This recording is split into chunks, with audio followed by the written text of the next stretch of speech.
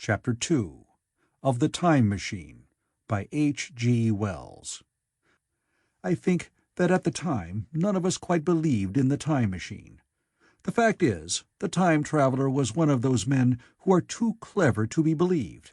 You never felt that you saw all round him. You always suspected some subtle reserve, some ingenuity in ambush, behind his lucid frankness. Had Philby shown the model and explained the matter in the time traveler's words, we should have shown him far less skepticism, for we should have perceived his motives. A pork butcher could understand Philby, but the time traveler had more than a touch of whim among his elements, and we distrusted him. Things that would have made the frame of a less clever man seemed tricks in his hands. It is a mistake to do things too easily. The serious people who took him seriously never felt quite sure of his deportment. They were somehow aware that trusting their reputations for judgment with him was like furnishing a nursery with egg-shell china. So I didn't think any of us said very much about time-traveling in the interval between that Thursday and the next, though its odd potentialities ran, no doubt, in most of our minds. Its plausibility, that is, its practical incredibleness, the curious possibilities of anachronism and of utter confusion it suggested. For my own part, I was particularly preoccupied with the trick of the model. That I remember discussing with the medical man, whom I met on Friday at the Linnaean. He said he had seen a similar thing at Tübingen, and laid considerable stress on the blowing out of the candle. But how the trick was done he could not explain. The next Thursday I went again to Richmond. I suppose I was one of the time traveler's most constant guests, and arriving late found 4 or 5 men already assembled in his drawing-room. The medical man was standing before the fire with a sheet of paper in one hand and his watch in the other. I looked around for the time traveler, and "It's 7:30 now," said the medical man. "I suppose we better have dinner." "Where's—" said I, naming our host. "You've just come? It's rather odd. He's unavoidably detained. He asks me in this note to lead off with dinner at 7 if he's not back. Says he'll explain when he comes." "It seems a pity to let the dinner spoil," said the editor of a well-known daily paper, and thereupon the doctor rang the bell. The psychologist was the only person besides the doctor and myself who had attended the previous dinner. The other men were Blank, the editor aforementioned, a certain journalist, and another, a quiet, shy man with a beard, whom I didn't know, and who, as far as my observation went, never opened his mouth all the evening. There was some speculation at the dinner-table about the time-traveler's absence, and I suggested time-traveling, in a half-jocular spirit. The editor wanted that explained to him, and the psychologist volunteered a wooden account of the ingenious paradox and trick we had witnessed that day week. He was in the midst of his exposition when the door from the corridor opened slowly and without noise. I was facing the door and saw it first. "Hello," I said. "At last!" And the door opened wider, and the time traveler stood before us. I gave a cry of surprise. "Good heavens, man, what's the matter?" cried the medical man, who saw him next, and the whole tableful turned towards the door. He was in an amazing plight. His coat was dusty and dirty, and smeared with green down the sleeves, his hair disordered, and, as it seemed to me, greyer, either with dust and dirt, or because its colour had actually faded. His face was ghastly pale. His chin had a brown cut on it, a cut half healed. His expression was haggard and drawn, as by intense suffering. For a moment he hesitated in the doorway, as if he had been dazzled by the light. Then he came into the room. He walked with just such a limp as I have seen in foot-sore tramps.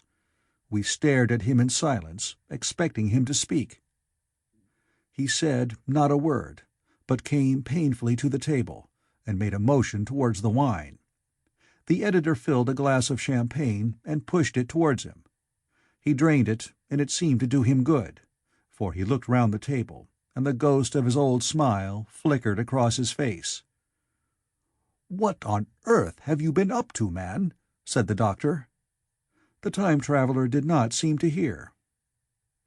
"Don't let me disturb you," he said, with a certain faltering articulation.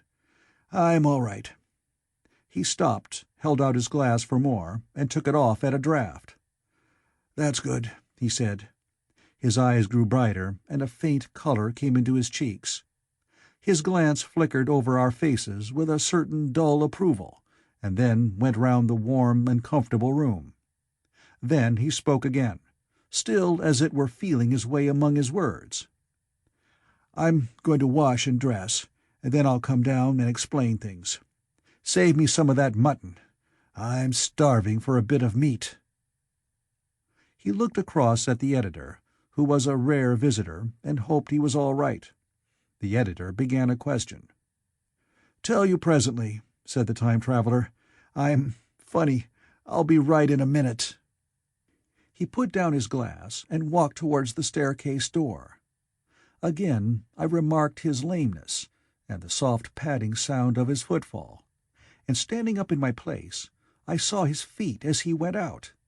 He had nothing on them but a pair of tattered, blood-stained socks. Then the door closed upon him. I had half a mind to follow, till I remembered how he detested any fuss about himself. For a minute, perhaps, my mind was wool-gathering. Then, "Remarkable behavior of an eminent scientist," I heard the editor say, thinking, after his wont, in headlines. And this brought my attention back to the bright dinner table. "What's the game?" said the journalist. "Has he been doing the amateur cadger? I don't follow." I met the eye of the psychologist and read my own interpretation in his face. I thought of the time-traveler limping painfully upstairs. I don't think anyone else had noticed his lameness. The first to recover completely from this surprise was the medical man, who rang the bell. The time-traveler hated to have servants waiting at dinner, for a hot plate. At that, the editor turned to his knife and fork with a grunt, and the silent man followed suit. The dinner was resumed. Conversation was exclamatory for a little while, with gaps of wonderment. And then the editor got fervent in his curiosity. "Does our friend eke out his modest income with a crossing, or has he his Nebuchadnezzar phases?" he inquired. "I feel assured it's this business of the time machine," I said, and took up the psychologist's account of our previous meeting. The new guests were frankly incredulous. The editor raised objections. What was this time-traveling? A man couldn't cover himself with dust by rolling in a paradox, could he? And then, as the idea came home to him, he resorted to caricature. Hadn't he any clothes-brushes in the future? The journalist, too, would not believe at any price, and joined the editor in the easy work of heaping ridicule on the whole thing. They were both the new kind of journalist, very joyous, irreverent young men. "Our special correspondent in the Day After Tomorrow reports," the journalist was saying, or rather shouting, when the time-traveler came back. He was dressed in ordinary evening clothes, and nothing save his haggard look remained of the change that had startled me. "I say," said the editor hilariously, "these chaps here say you have been travelling into the middle of next week. Tell us all about little Rosebery, will you? What will you take for the lot?" The time-traveler came to the place reserved for him without a word. He smiled quietly in his old way. "Where's my mutton?" he said. "What a treat it is to stick a fork into meat again." "Story!" cried the editor. "Story be damned," said the time-traveler. "I want something to eat. I won't say a word until I get some peptone into my arteries. Thanks, and the salt." "One word," said I. "Have you been time-traveling?" "Yes," said the time-traveler, with his mouth full, nodding his head. "I'd give a shilling a line for a verbatim note," said the editor. The time-traveler pushed his glass towards the silent man and rang it with his fingernail, at which the silent man, who had been staring at his face, started convulsively, and poured him wine. The rest of the dinner was uncomfortable. For my own part, sudden questions kept rising to my lips, and I dare say it was the same with the others. The journalist tried to relieve the tension by telling anecdotes of Hetty Potter. The time-traveler devoted his attention to his dinner, and displayed the appetite of a tramp. The medical man smoked a cigarette, and watched the time-traveler through his eyelashes. The silent man seemed even more clumsy than usual, and drank champagne with regularity and determination out of sheer nervousness. At last the time-traveler pushed his plate away and looked round us. "I suppose I must apologize," he said. "I was simply starving. I've had a most amazing time." He reached out his hand for a cigar and cut the end. "But come into the smoking-room. It's too long a story to tell over greasy plates." And ringing the bell in passing, he led the way into the adjoining room. "You have told Blank and Dash and Chose about the machine?" he said to me, leaning back in his easy-chair and naming the 3 new guests. "But the thing's a mere paradox," said the editor. "I can't argue tonight. I don't mind telling you the story, but I can't argue. I will," he went on, "tell you the story of what has happened to me, if you like, but you must refrain from interruptions. I want to tell it, badly. Most of it will sound like lying. So be it. It's true, every word of it, all the same. I was in my laboratory at 4 o'clock, and since then I've lived 8 days, such days as no human being ever lived before. I'm nearly worn out, but I shan't sleep till I've told this thing over to you. Then I shall go to bed. But no interruptions. Is it agreed?" "Agreed," said the editor, and the rest of us echoed, "Agreed." And with that, the time-traveler began his story as I've set it forth. He sat back in his chair at first, and spoke like a weary man. Afterwards he got more animated. In writing it down, I feel with only too much keenness the inadequacy of pen and ink, and above all my own inadequacy to express its quality. You read, I will suppose, attentively enough, but you cannot see the speaker's white, sincere face in the bright circle of the little lamp, nor hear the intonation of his voice.